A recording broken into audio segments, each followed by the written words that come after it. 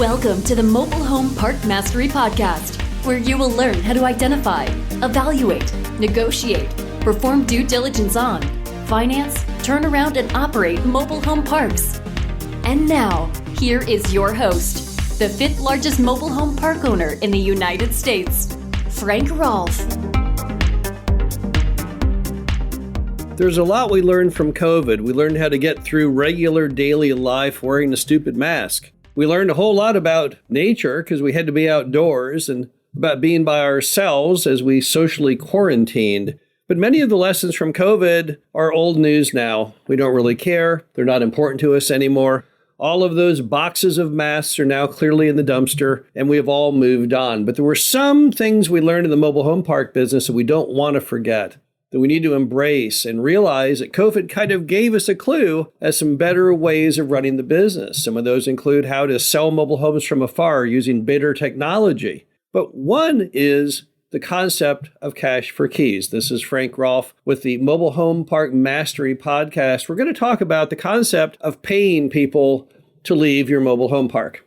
Now, you might say, why would I do that? Somebody owes me money. Why in the world would I give money to them when they already owe me money? Well, let's look at the facts. We've learned in a post-COVID world, our court system is completely shot. It just doesn't work anymore. It wasn't really working beforehand, but now it's truly out of control.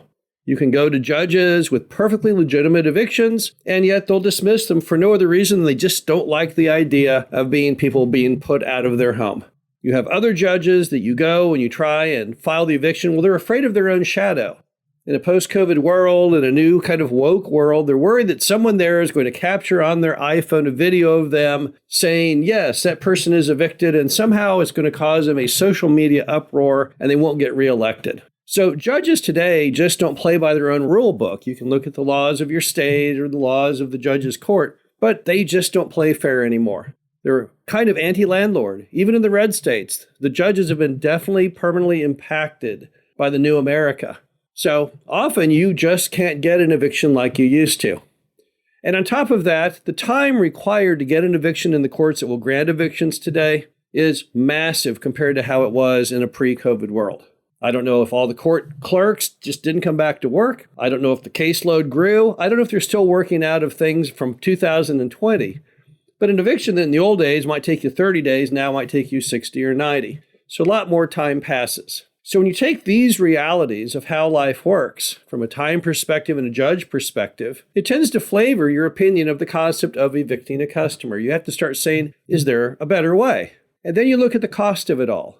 To file an eviction, I've got to go ahead and file with the court for the eviction. In many courts today, I have to use an attorney to show up at trial. And even if I use an evictions attorney, it might cost me $500.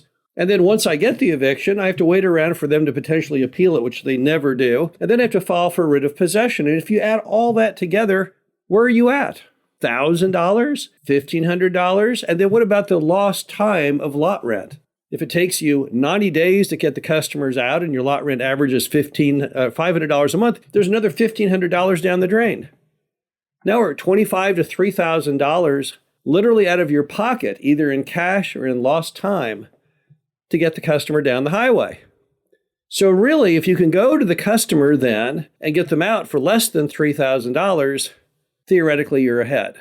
Now, when you look at doing cash for keys, most people aren't going to do it for just $1 less than what they're ultimately losing. They obviously want to get it done for the least amount of money they humanly can. And we found that many customers will go ahead and leave the property on a cash for keys arrangement if you give them somewhere between $500 and $1,000. It truly is a win-win for everybody if I go to the customer and say, hey, here's the deal. If you can be out of that home by Monday and give me a bill of sale on the home, any rights you have done, a full release of everything, then I'll give you $1,000. Well, that's $1,000 they weren't going to get otherwise. They were going to hole up in that home till the constable tosses them out. But I'm giving them $1,000 that may get them into some other form of housing they can't afford. Maybe that's the amount they need for a deposit. Maybe a more affordable apartment. Maybe that's $1,000 they need in transportation to get back to go live at grandma's for a while till get their feet back on the ground. But the bottom line is cash for keys is a perfectly good arrangement for both the customer and the mobile home park owner, because it allows you to kind of go around a broken justice system.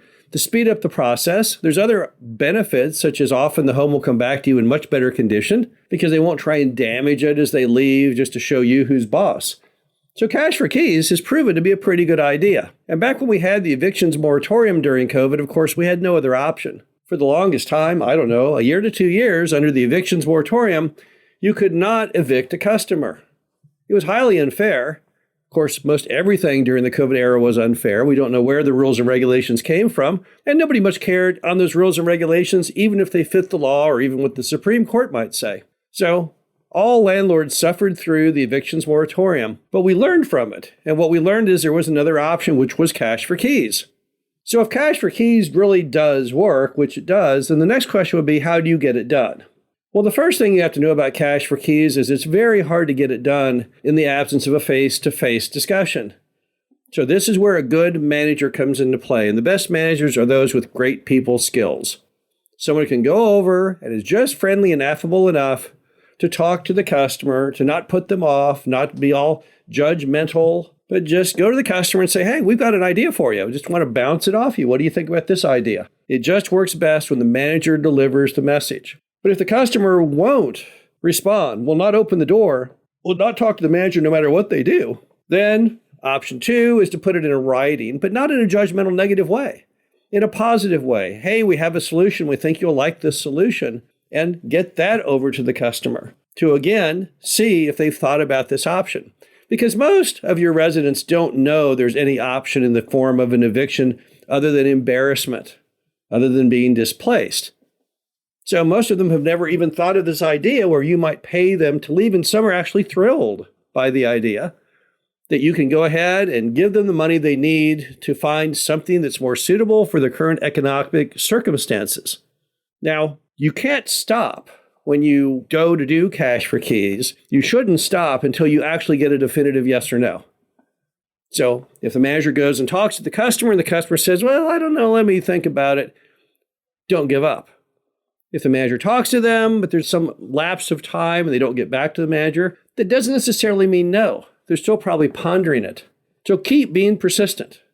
In sales, it's essential that you work to try and get the close. And in this case, the close is to get them to agree that they'll go ahead and accept money to be at by a certain date. But I would much rather push them and have them say definitively, no, I don't want to do it. At least I know then where I stand.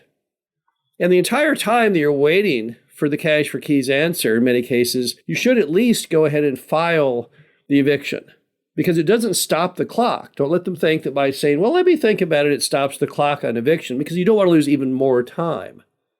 And often when the constable comes to serve them with the evictions papers, then they get much more serious about the dilemma that they're in.